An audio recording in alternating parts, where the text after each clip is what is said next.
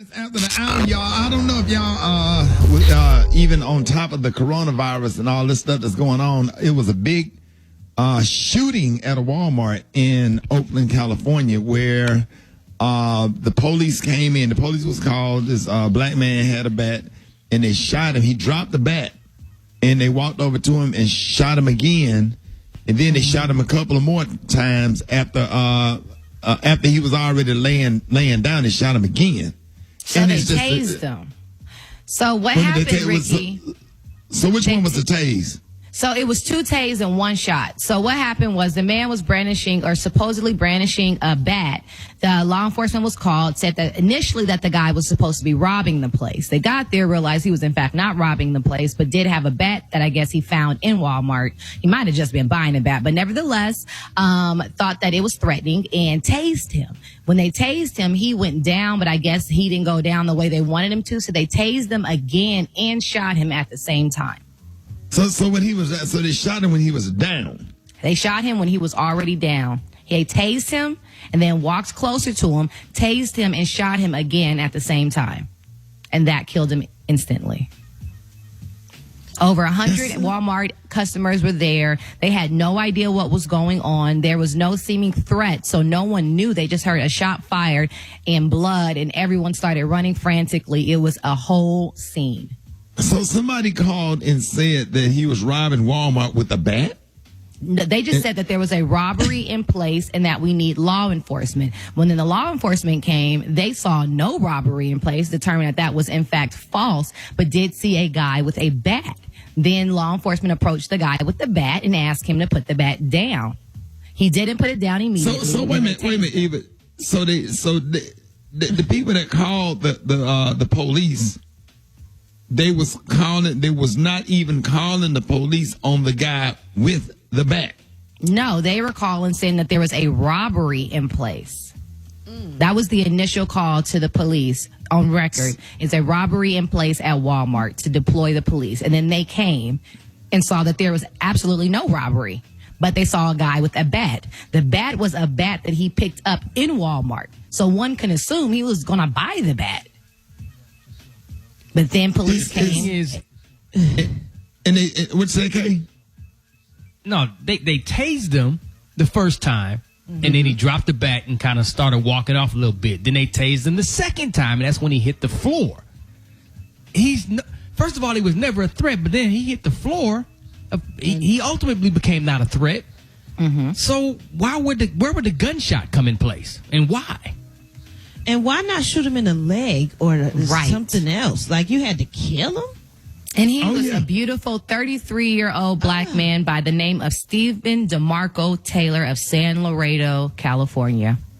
He could have been buying a bat for his... I would like to know. That's what I'm saying. He could have been for buying a bat for his kids.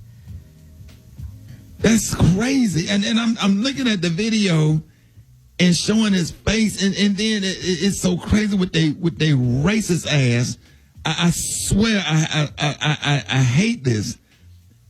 And they then after they shoot him down like a dog, they stand over him, they still put the handcuffs on him, and then they kneel over them as if they care and they're concerned about their health. It's just absolutely it put tears in my eyes to see that. Shocking. And by the grace of God, there go I. That could have been any one of us. Anyone in a Walmart or a Target or trying to get what they need to get for their family during this very tough time right now. Emotions are heightened. But I just want to know, are y'all training people that all black people are a threat? Because when he wasn't a threat anymore, why did you have to shoot him? Even if you tasered him twice or whatever, you could have gave the taser a chance to work or use some mace if you feel like that's what you had to do and took him to jail. But he did not deserve to die, no matter what he was doing. He didn't injure he didn't do anything to anybody.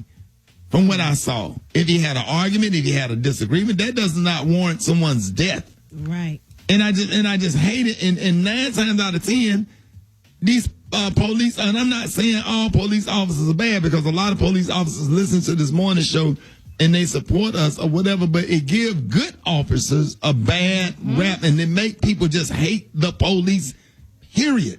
Yep. Period.